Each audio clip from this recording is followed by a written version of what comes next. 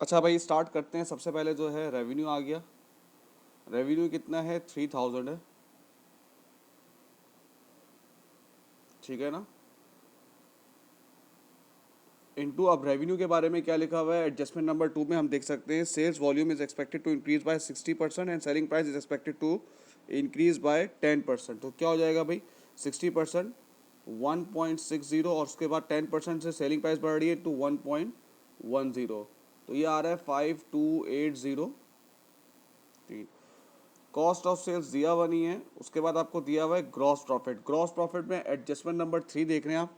Gross profit is expected to decrease by 5%, यानी कि पुराना ग्रॉस प्रॉफिट कितना था उसको आप कम कर देंगे। अगर मैं पुराना ग्रॉस प्रॉफिट निकालूं तो ये रहा gross profit upon sales into 100 जो दिया हुआ है, तो ये आ रहा है 45%।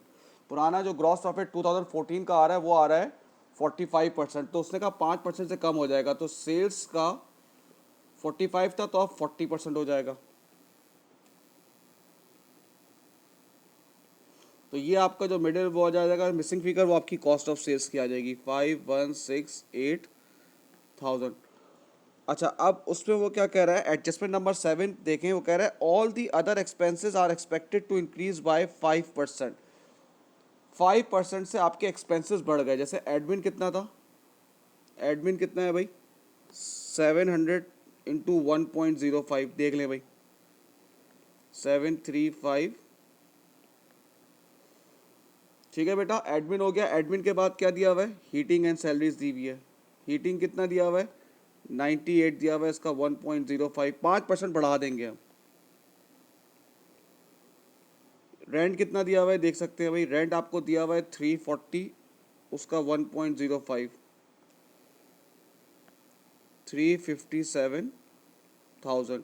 उसके बाद डेप्रिसिएशन के बाद दिया हुआ है सनड्राई एक्सपेंस। सनड्राई एक्सपेंस आपको कितना दिया हुआ है?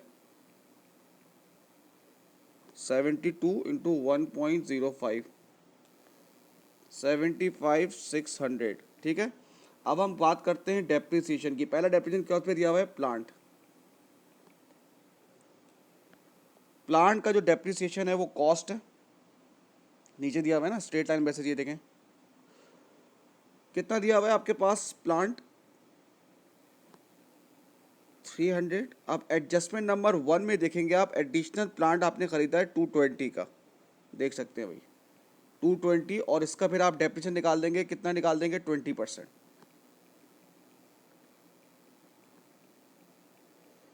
सेम ऐसे ही मोटर व्हीकल का। मोटर व्हीकल कितना दिया हुआ है आपको? 240। मोटर व्हीकल कितनी परचेज की ये देख लें, 130।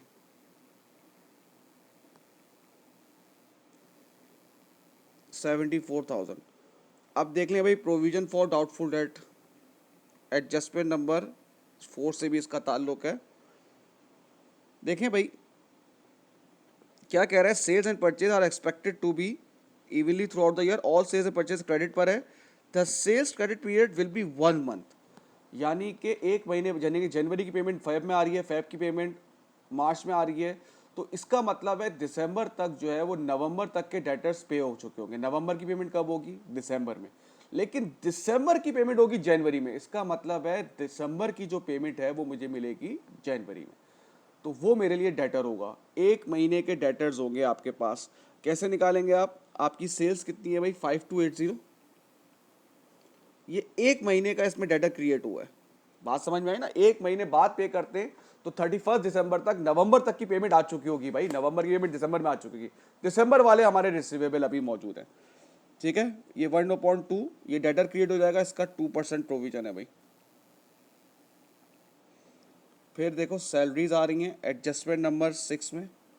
एडजस्टमेंट नंबर 6 में एक तो ये आ रही है, सैलरीज आ रही है 123,000। उसके बाद कमीशन आ रहा है आपके पास। कमीशन भी देखो ये रहा 3% ऑफ ग्रॉस सेल्स। सेल्स का 3%, सेल्स का आप 3% निकाल सकते हैं। तो ये आ जाएगा 158,400। फिर लोन इंटरेस्ट, चलें ऑपरेटिंग प्रॉफिट करके निकालने में, पहले ही मैंने निकाल दिया वरना मुझे चले ऑपरेटिंग प्रॉफिट करके निकालना था। चले अब निकल गया, अब इतना वो नहीं है। तो लोन इंटरेस्ट देख लेते हैं भाई। टू फाइनेंस द नॉन अब वो 10%, 100 ये लोन लिया है आपने, तो ये आ गया आपके पास 10,000। ये आ गया आपके पास profit for the year, profit before bonus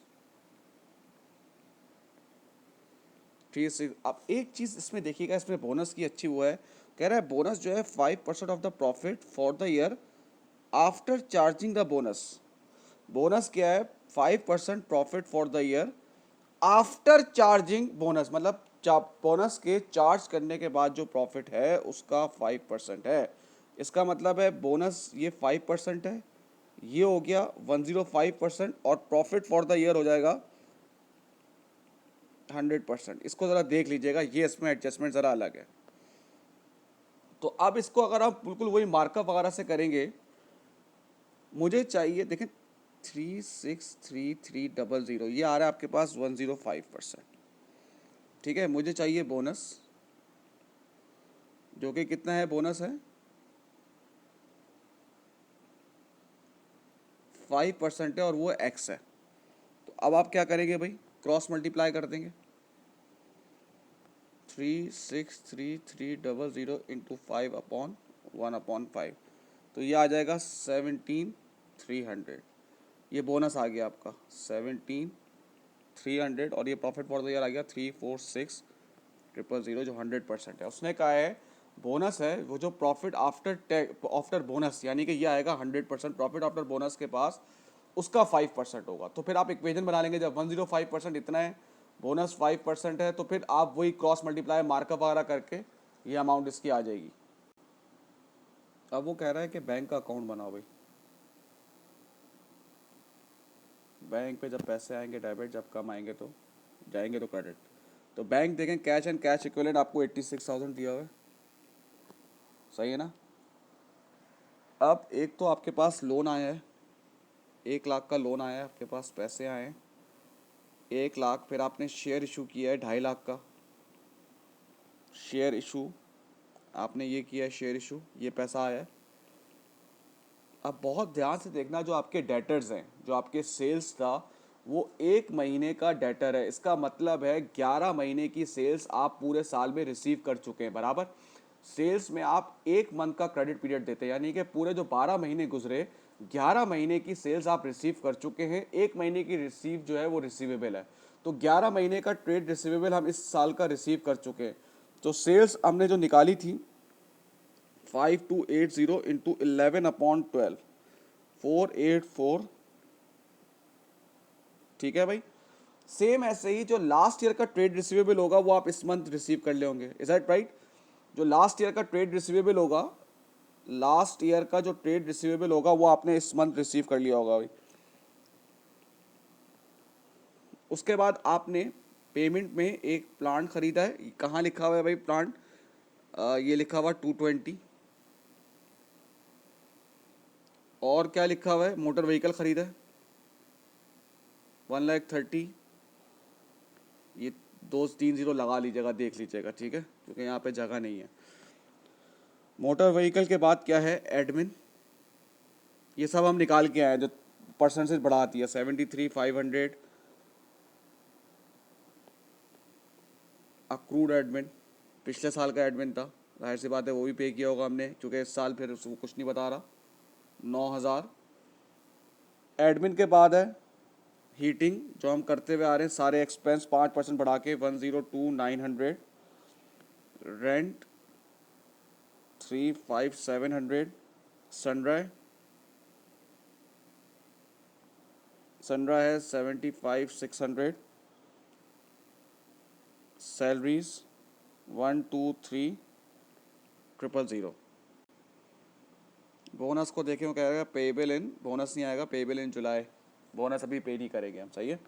उसके बाद अब आप ट्रेड पेबल की बात करते हैं। ट्रेड पेबल पे उसने आपको कितने मंथ्स का क्रेडिट की दिया है? 2 महीने का क्रेडिट दिया हुआ है।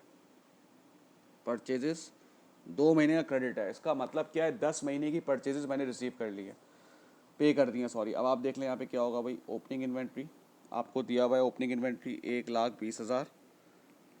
परचेजेस निकालना है, क्लोजिंग इन्वेंट्री ये दिया हुआ है 1,80,000। कॉस्ट ऑफ सेल्स मैंने निकाल लिया था, कॉस्ट ऑफ सेल्स आ रहा है 3,168,000। तो ये आ रहा है परचेजेस 3,228,000, ये आ रही है परचेजेस। उसने कहा है 2 महीने का क्रेडिट पीरियड है, इसका मतलब क्या है 10 महीने का मैं पे कर दूंगा ट्रेड पेबल को इस साल का। 3,228,000 इंटू 10/12, तो ये आ जाएगा भाई 2,690। अच्छा, अब जो लास्ट ईयर के ट्रेड पेबल थे, लास्ट ईयर के जो ट्रेड पेबल थे, जाहिर सी बात है वो इस साल पे कर देंगे। वो लास्ट ईयर के ट्रेड पेबल कितने थे भाई हमारे पास? 186, वो इस साल पे कर देंगे वो हमें। तो इस तरह से आपके पास CD आ जाएगा 892,500। बैलेंस शीट में स्टेटमेंट ऑफ फाइनल पोजीशन में सब बाकी सेम होंगे जो हम करते हुए आ रहे हैं। डेटर दिख लिएगा। ट्रेड रिसीवेबल आपको पता है 1 महीने का बनेगा, क्योंकि 1 महीने बाद पे करते हैं। नवंबर की पूरे साल जो है वो नवंबर तक की पेमेंट रिसीव हो जाएगी, दिसंबर की पेमेंट मुझे जनवरी में होगी। तो 1 मंथ का क्रेडिट पीरियड ये आपका रिसीवेबल होगा, और ट्रेड पेबल में 2 महीने का क्रेडिट पीरियड है।